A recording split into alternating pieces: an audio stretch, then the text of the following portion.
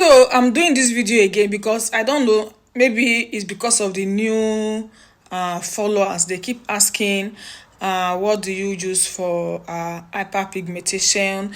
What should they use for malasma? What should they use for rosacea? I have done the video before, but I'm still going to do it again. So anybody that asks for something like this again, I will just refer you to any of my videos. Okay, so now I'm going to be showing you what you're going to be using for pigmentation, acne, malasma, rosacea, face redness, right? So the main active product here is the azelaic acid. You're going to combine it with other products, but the main active product here to treat your skin concern, your acne, malasma, rosacea, redness, gbogbo acne marks. Yes, this is very good for acne marks, anything you have on your skin. This one, which is the azelaic acid gel, this one is a 20%. The best you can go is from 40% to 20%. Yes, so this one is the higher strength and it's gentle on the skin if you know how to use it. This one and the other product we're going to use alongside with it is a moisturizing face wash. Okay, you don't want to be using any active if you're using azelaic acid. Moisturizing face wash, and you need your face moisturizer. Okay, this one is your face moisturizer. It contains ceramide, contains hyaluronic acid, contains other moisturizing ingredients, and you see, sunscreen is a must.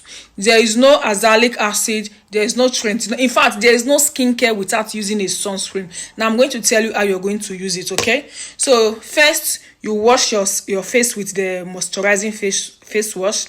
After washing your face, then you moisturize. Okay, make sure you moisturize first before you are applying your azelaic acid, so that it's going to reduce the I don't know how I'm going to call it. It's going to reduce the side effects. Yes, azelaic acid have side effects at the beginning if you start using it until your skin gets used to it. You moisturize. Okay, then after moisturizing, a pea size, just a pea size, take a pea size of the azelaic acid, apply it on your skin, allow it to stay like 5 minutes on your skin. What do you do again? You go back and you moisturize. You go back and you moisturize, and you follow up with your sunscreen. Funny enough and good enough, you can use azelaic acid during the daytime. It's not like Trentino that you have to be using at night time. No, you can use azelaic acid during the daytime, during the night time. You can even use it twice in a day, unlike Trentino, right? So this is how you're going to be using your azelaic acid products, please. And for a starter, you have to start once in a week. Let your skin get used to it. Start once in a week, please. So if you ask me of this video again, I'm going to refer you back to this video.